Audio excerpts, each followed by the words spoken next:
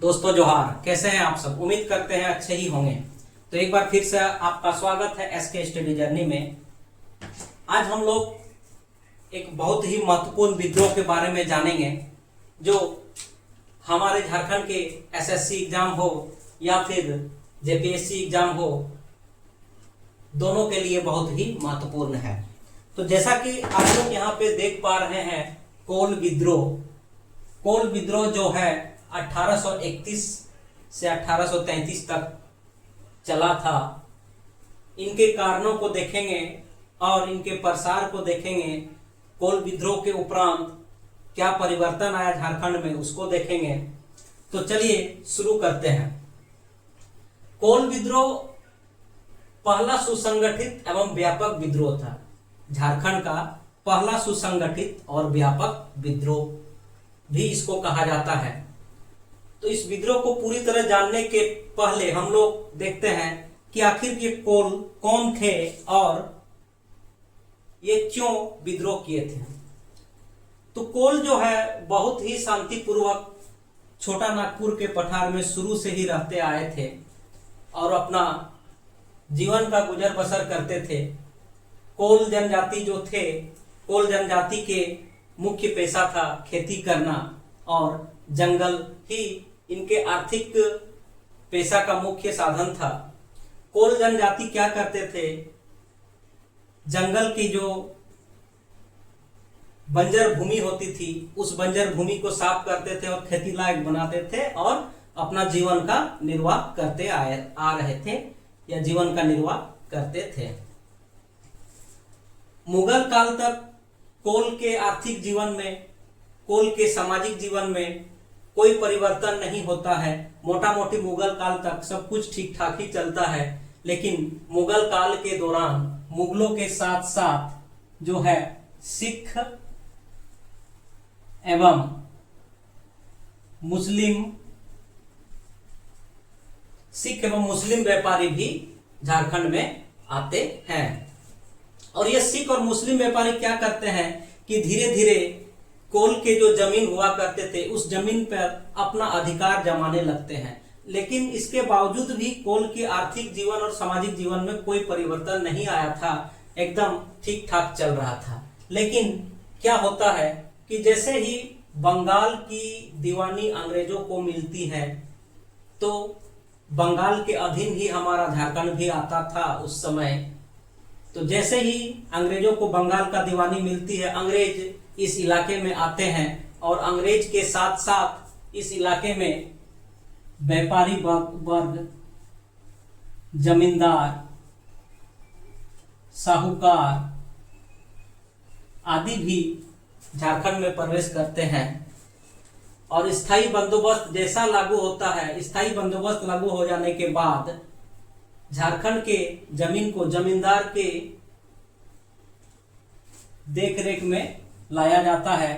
झारखंड के जितने भी जमीन थे सारे जमीन को जमींदारी प्रथा में बदल दिया जाता है। इसके साथ साथ क्या होता है कि कोल जो वर्षों से खेती करते आ रहे थे जिस जमीन पर, उस जमीन भी जमींदार की हो जाती है।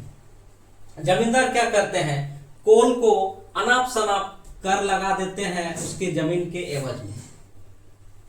इसके साथ साथ जमींदार, व्यापारी, साहूकार कोल जनजाति के बहू बेटी के साथ भी अत्याचार करते हैं, बहू बेटी के साथ भी शोषण करते हैं, जिससे 1831 और 33 के मध्य एक विद्रोह होता है जिसको हम लोग कोल विद्रोह के नाम से जानते हैं।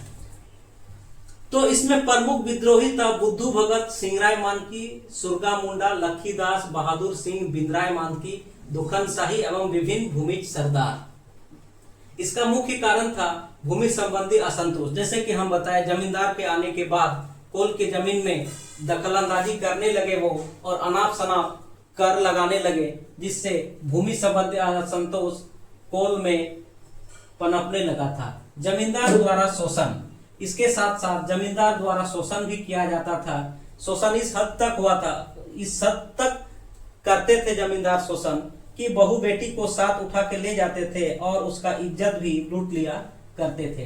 ठेकेदार, साहूकार, व्यापारियों द्वारा कर्मचारी का शोषण।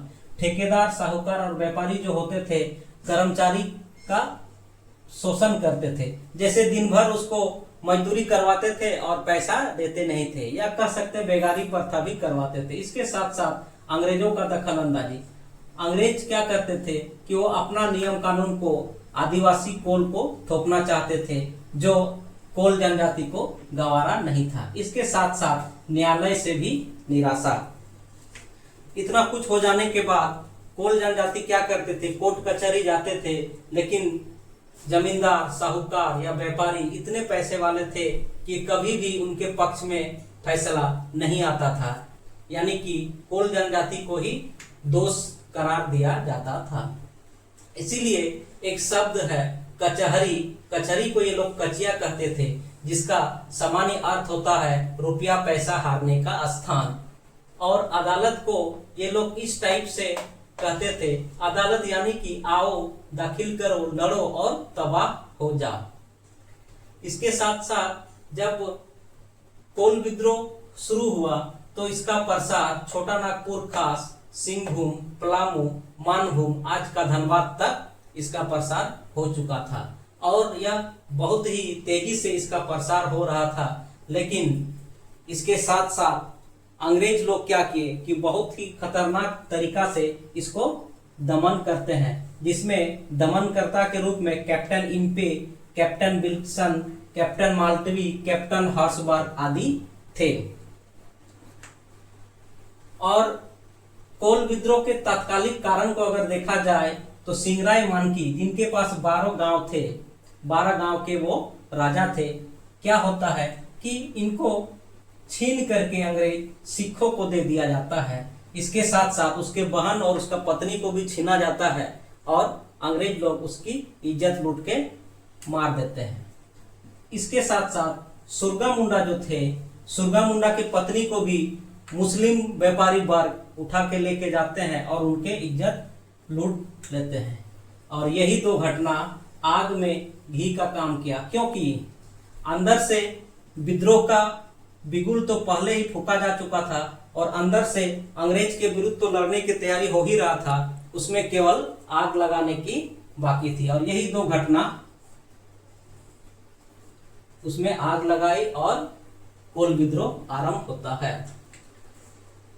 कोल विद्रोह को जब दबा दिया जाता है तो दबाने के बाद उसके कुछ परिणाम सामने निकल कर आते हैं। जैसे दक्षिण पश्चिम सीमांत एजेंसी का गठन किया जाता है और जिसका मुख्यालय बिलकिशनगंज यानी कि आज का रांची को बना दिया जाता है।